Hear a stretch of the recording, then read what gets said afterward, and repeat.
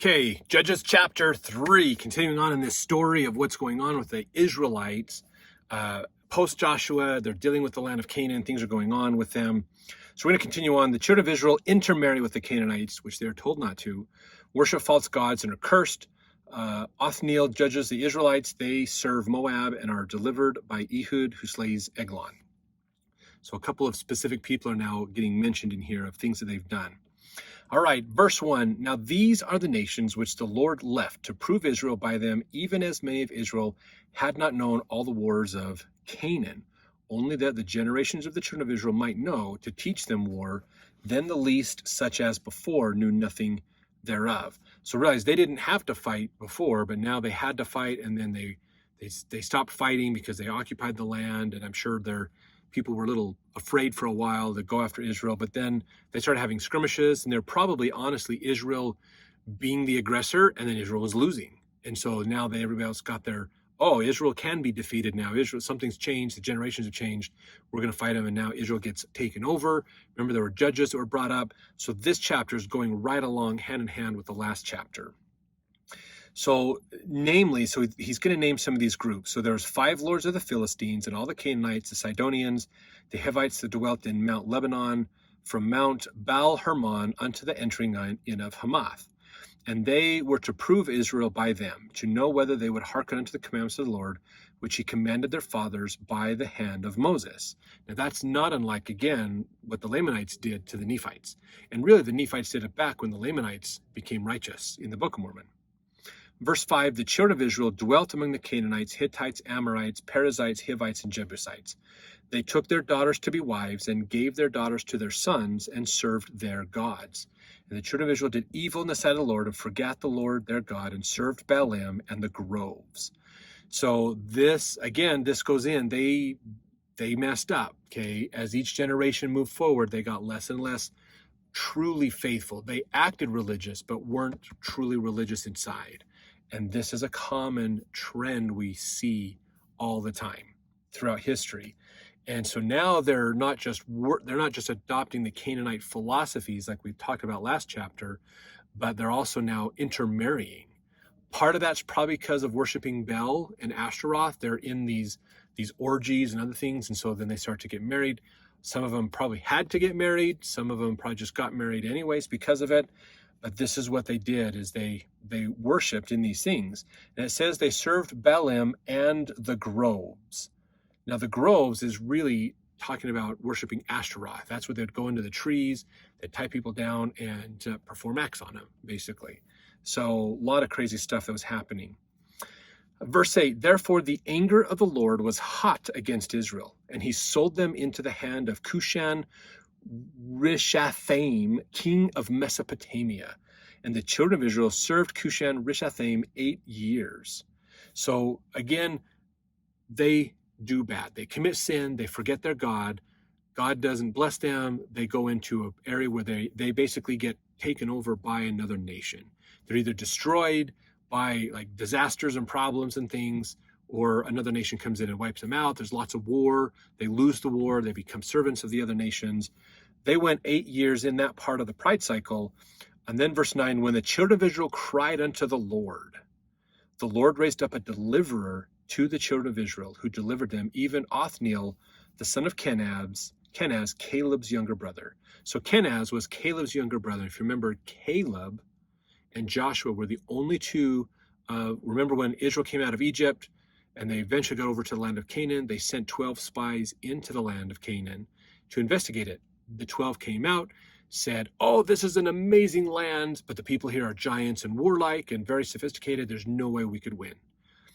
Joshua and Caleb were the only two that said, if we rely on God, we can win. We can do this. They had the faith. The rest lost their faith. And Moses was pissed at them, and the children of Israel wouldn't fight, even though God said that he would take care of the people for Israel. They wouldn't step in. They were too afraid. And so they were turned out to go wander the desert. When they found out they had to go wander the desert, then they said, oh, well, I guess we'll go fight. And they went and fought the Amorites and lost big. And then they got back out to the desert, had to go through the 40 years of wandering because of that. So Caleb's younger brother, Kenaz, he has a descendant who's named Othniel. Okay, and so he is raised up. This is so important to the pride cycle. Every time when bad times happen, the people repent and start to pray to God. God always raises up someone, a righteous person that he can communicate through to teach the people how to be good again, how to follow those commandments and come closer to him so he can bless them more. This is that pride cycle. So now they're in that part of the cycle where things are going to start to get better for them. Verse 10, the Spirit of the Lord came upon him. He judged Israel and went out to war. And the Lord delivered Cushan-Rishathaim, king of Mesopotamia, into his hand, and his hand prevailed against Cushan-Rishathaim. So took care of him. If you look in the book of Habakkuk, you can learn more about Cushan-Rishathaim as well. Verse 11, the land had rest 40 years, and Othniel, the son of Kenaz, died. So the children of Israel, they get a kind of a prophet type person to an intermediary between them and God. He helps them. They get blessed. They get rid of the oppression of this other nation that was on them. They can now live in peace. Nobody wants to mess with them. It says the land had rest for 40 years. They didn't have to worry about fighting for a while now, which was good. But then Othniel died. They probably kept the commandments, worked with him. He helped them to reinstitute the laws, the commandments, the sacrifices, the oaths, all those things back in, and then he died.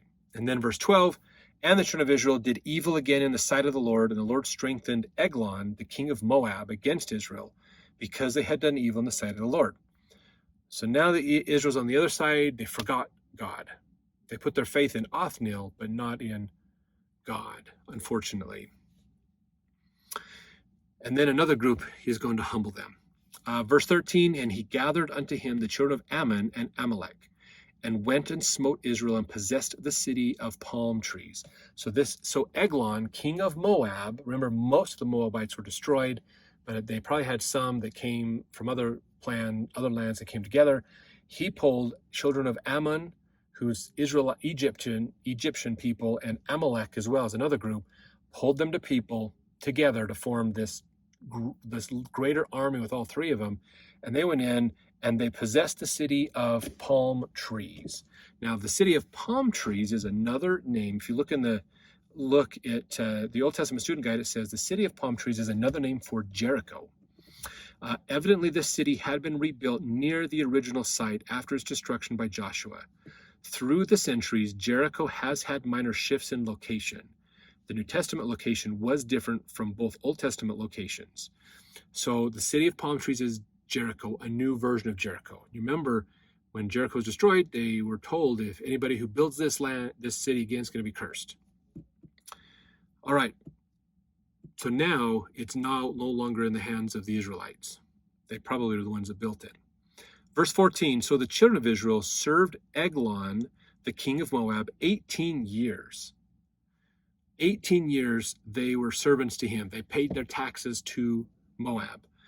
But, verse 15, when the children of Israel cried unto the Lord raised them up a deliverer, Ehud, the son of Gera, a Benjamite, a man left-handed. It's interesting, they show he's left-handed because right hand meant a lot, basically in there as well.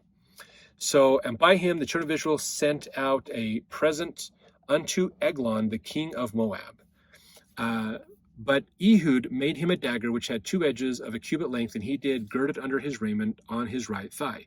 And he brought the present to Eglon, king of Moab, and Eglon was a very fat man.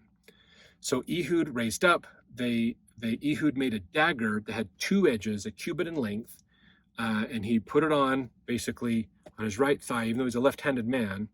And he brought a present to Eglon, who was a very fat man, probably had a lot of prosperity in his life.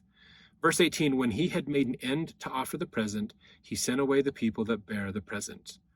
But he himself turned again from the quarries that were by Gilgal and said, I have a secret errand unto thee, O king, who said, keep silence.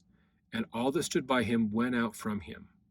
So here's the thing. Ehud brought him a present. Oh, this is a great present. The people who had the present leave. And then Ehud says, I have a secret errand unto thee, king. So the king says, all right, servants, everybody leave so he can tell me the secret. So now Ehud is going to tell him the secret. Verse 20, and Ehud came unto him, and he was sitting in a summer parlor, which he had for himself alone. And Ehud said, I have a message from God unto thee. And he rose out of his seat. So this is Ehud, and he put forth his left hand and took the dagger from his right thigh and thrust it into his belly. So he took his left hand, grabbed it from his right thigh, and hit him. So he probably reached a cross draw, pulled that knife out, so he had the blade sticking this way, and then drove it into Ehud, or drove it into the king, sorry. Verse 22, and the haft also went in after the blade, and the fat closed upon the blade, so that he could not draw the dagger out of his belly, and the dirt came out. So he smashed that blade in so far that the hilt got in there, and he couldn't pull the blade out. The dirt came out. That's kind of an interesting thing that they would have in there. I can't say dirt, like maybe there was dirt on the blade or something that came out, or it was probably he slapped him in the gut, and the gut poured out not necessarily dirt, but intestinal material, stuff in his intestinal tract, that hadn't been pooped out yet, had come out because of where the dagger hit him. Then Ehud, that's just my assumption. If you have another understanding of what that means, or another more information on it, please put it in the comments. I'd love to hear that. Verse 23, then Ehud went forth through the porch and shut the doors of the parlor upon him and locked them. When he was gone out, his servants came, and when they saw that, behold, the doors of the parlor were locked, they said, surely he covereth his feet in his summer chamber. So they tarried till they were ashamed, and behold, he opened not the doors of the parlor. Therefore they took a key and opened them, and behold, their Lord was fallen down dead on the earth. So Ehud locked him in, basically, locked the body in and fled. When the servants came back to check on the king, he's locked it up. He might want privacy. This sounds like something that this king has done in the past, where he wants some privacy. So they're like, all right, we're not going to disturb him. We're going to wait. Well, then this long period of time that's very unusual for him to go with his privacy occurs. They're going, wait, this is like longer than ever that he's been wanting his privacy. Maybe there's something wrong. So they get a key, they go in, they find he's dead, basically. And they tarried till, that was the last one. Verse 26. And Ehud escaped while they tarried, and passed beyond the quarries, and escaped unto Serath. And it came to pass, when he was come, that he blew a trumpet in the mountain of Ephraim, and the children of Israel went down with him from the mount, and he before them. And he said unto them, follow after me, for the Lord hath delivered your enemies, the Moabites, into your hand. And they went down after him, and took the fords of Jordan toward Moab, and suffered not a man to pass over. And they slew of Moab at that time about 10,000 men, all lusty, and all men of valor, and there escaped not a man. So they just went down during this time of tumult. Oh my gosh, the king is dead. He's been assassinated. What's going on? Israel came down and sieged him, and just went right in, stormed right in on him, basically. So they went through and got him, basically. And he says, so Moab was subdued that day under the hand of Israel, and the land had rested 80 years. So quite a while. And after him was Shamgar, the son of Anath, which slew of the Philistines 600 men with an ox goad, and he also delivered Israel. So there was more happening. They got out from underneath the Philistines. So whenever the Israelites repented, they prospered, and God helped them get out from underneath the oppression of other people. When they fell into sin, they became a victim of these other people, basically. So this pride cycle is running very, chapter 3 is a great example of this pride cycle that happens, basically. So let's jump to the next chapter to learn what happens next in the lives of the Israelites.